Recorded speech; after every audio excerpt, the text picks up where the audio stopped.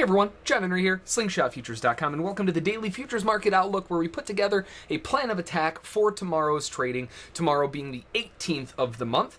Keep in mind that this is options expiration week, and the closer we get to Friday, the third Friday of the month, in this case, we're going to have a little bit more of a little bit weird price action, right? OPEX is always kind of a funky one.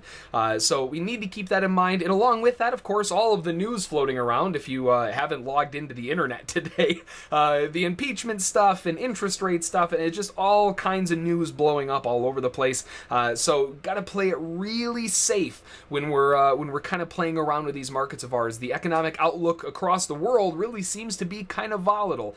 So just play it safe. Make that plan, like we always say, and follow it. Now, before we jump on in, of course, as always, make sure to swing it over to slingshotfutures.com, scroll down, and click on the Join the Daily Outlook newsletter. You can sign up for our newsletter, and that's going to add you to the list so that you know every single time one of these videos comes out. Inside there, we also talk about different stocks and cryptocurrencies and Forex and you name it, we talk about it. So a really great newsletter to have your hands on. And of course, at the bottom of the page every day, we post two different things. We have the blog post at the bottom for the morning session, and that's going to be the major levels of trade for that day. So all of the major levels of support and resistance can be found right there every morning. And then in the afternoon, we talk about either a trade example or a psychology video where we break down the market and figure out what makes it tick, pardon the bad pun, and go forward and learn as much as we can from the markets. If you haven't done so already, make sure to sign up for the one-day trial by clicking on the live Trader subscription and trial info. You can sit down with us for a day and see what we're all about and see if it fits your style. Of course, if you enjoy it, you can always sign up with a weekly or monthly subscription. And as always, if you join as a full-fledged VIP member, you get the live trade room as part of the package.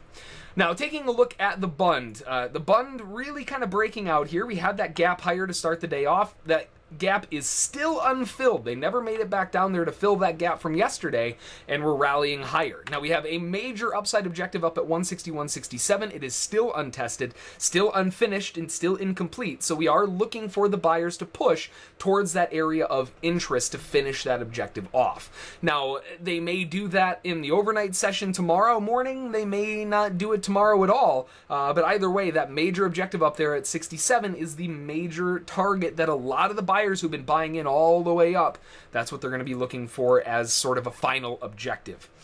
Now, it's pretty obvious that the Bund is bullish, right? I don't think we really need to spell that one out. And we have a little bit of kind of a spike up into a channel. And the channel is getting a little bit weak. We can see that almost sort of a midline inside here is kind of coming into play. And it's really not allowing the market to go much above and test the top of that channel again. And that really shows that the buyers are probably a little bit exhausted. They put a lot of effort all the way up here. They're running out of ammo. They're going to have to reload at some point, and that means that we're looking for a pullback. Now, pullback in this case, I would love to see them dip down to 161.22. That would be the most aggressive area, but also, given the upward momentum that we've had, they might not allow much more than that to really kind of kick in. So 161.22 is the big pullback area, but below that, if they really want to be generous, 161.05 down to 160.91 and 87. Those areas are going to be big areas of interest as well. It just depends on really how giving they feel like being tomorrow. So looking for a buy, but preferably on a little bit of a deeper pullback here.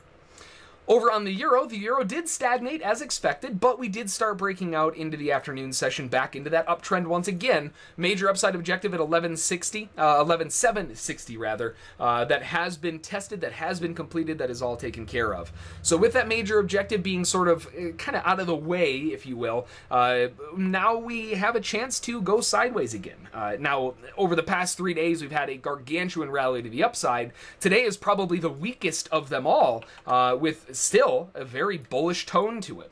So all things considered, if we look at this as a daily candle, we opened up down here and we're closing up here, right? So in terms of a daily candle, I mean, you're talking a daily candle that is pretty much just a giant brick, right? A little bit of wick on the bottom and a little bit of wick on the top. But for the most part, I mean, it's closing really high on the session, and that's a very good sign for continued buyers. Buyers will love to see that kind of stuff on a daily chart, and we may see buying right from the open. As soon as 6 o'clock hits and the markets reopen, there could be buying pressure right from the start. So overall, lots of buying pressure still. I would love to see a pullback. It's going to be tough to want to buy buy this far up, which is kind of the issue that we're looking for. So what I'm looking for is a pullback down to 11,505 to 475 or so. And if they really want to pull back a little bit further, again, if they're feeling giving, 11,380, 276, and 154 all the way down will be major areas of interest to start buying into. Overall, though, lots of upward momentum, still looking to be a buyer. Absolutely no reason to look on the sell side on the euro. On gold, well, I think this one might have been a little bearish. Well, wait a minute. A little bit bullish today on gold. Big old rally to the upside and just not letting off the gas pedal. The buyers kicked in right from the beginning, and they had a little bit of range, right? A good 30 or 40 minutes or so of range bound, and then just slammed it higher, went into another range, slammed it higher, pulled back, gave a beautiful breakout pullback area, and then rocket shipped all the way back up again. We're now digging into the prior month resistance area at 60.7. We have a major objective just above us from the daily chart at 61.7, but because 60.7 has been tested and arguably they came as high on that move as 61.3, that's only 4 ticks away from a major objective. That may just be good enough. Now, that's not to say that they won't finish the job, but it is something to keep in mind where, you know, hey, that might just be good enough. The traders might just be happy with where it went and call it a day. Overall, massively bullish. The only option here on gold is to be a buyer. We just need to see a little bit of a pullback. We're starting to kind of transition into a range, at least visually, but we're not coming back down to those lows yet. So I would love to see a dip down to those lows. 55.9, 54.8 are those big areas of interest there to buy off of the range lows and then push it right back up, maybe to finish that job off tomorrow at 61.7. Switching gears over to the bonds finally awake and finally moving. Beautiful upward continuation here on the bonds. They broke away right at the open, ripping to the upside, forming a spike into a channel. And once again, another one of those channels that could honestly be subdivided into a little bit of a midline.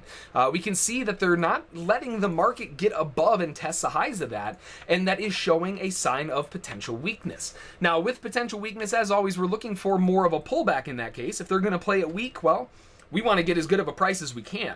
So one of the big areas of interest here would be a dip down. Now, this is maybe a little bit more of wishful thinking, but down to around that 153.03. Even sub 153 area, and again, if they're feeling really generous, digging down to that 22 to 23 area would be phenomenal. Now, again, I say wishful thinking because that's a really heavy pullback, and if this market wants to rip, it's probably going to keep doing it. So that might be a little bit too much of a pullback. Aggressive entries, you could be looking for a pullback as high as maybe 153.11. It's going to start getting a little bit tough the higher you start buying into this, though. So overall, still looking to be a buyer. I would love to see a deep pullback here. Again, might be a little bit of wishful thinking, but overall, that's kind of the area that I'm looking for. Switching over to crude oil inventories came out as a negative, what did they come out as? A negative 1.7? Yeah, negative 1.7 million. The API was forecasting a positive 800,000, and the forecast for today's inventories were a negative 2 and some change million. So a little bit of a mixed bag. We had some bullish build working its way higher with the assumption that, well, after the news comes out, if it does come out as a bearish number, then they can sell into it and drive it down. It came out as expected for the forecast on inventories, which doesn't happen very often. They dumped the positions and reversed back up and rallied to a new high. After that rally up, we're starting to look a little bit kind of flag bound here and finding a little bit of a base. So what I'm looking for is a buying opportunity around here. We're testing earlier areas of support and resistance, and everything is really lining up for a possible buy move back up 48.97 all the way down to potentially as low as 91.92. So this whole area is a buying opportunity to look for a rally back up. The one kink in the hose is that we have monthly resistance at 49.24. We're not quite close enough to the end of the month for that to make a huge deal, but obviously the market responded to it even after inventories came into play. So something to keep our eyes on at that 49.24. Right now, though, between this 97 and 92 is the buy area that we're looking for that rally back up, at least to get to the top of the channel, if not break out to an attempted new high. And then the S&P. Ooh, man, the S&P. The S&P got slammed today. They had a lot of bearishness right out of the gate with that drive lower. They went into a range for a good, probably 9 hours, 10 hours, maybe even a little bit longer before they finally started breaking down. And when they broke down, They went for the full definition of breakdown. They did not stop. Had a little bit of a pause inside here at around 11 o'clock, going into the lunchtime session. Traders probably taking a break and grabbing some food. And when they came back, they picked up right where they left off and pushed the market right back down again. So with that overall bearishness in the market here, we're looking for this to drop down to, if you remember, zooming out to the lows of that range. If we zoom way, way out, we're going to have to bump out to a 60-minute chart to see this. We can see that this range we're now breaking out of, right? That's that big range that we've been stuck in forever. We couldn't get away from it. Well, we're finally breaking out. Now, notice what is here. We have a huge open gap inside here, and that could be the objective. We could be looking for a drop all the way down to 23.45, maybe even down to that support at 33 or so, before we start finding any kind of buying pressure stepping back in. So we've got a lot of open space below us to try to drive the market down, and that looks pretty good. Now, overall, I would still like to sell a better price. We're very far down. We have a 3-push wedge bottom that we're sitting on top of right this second.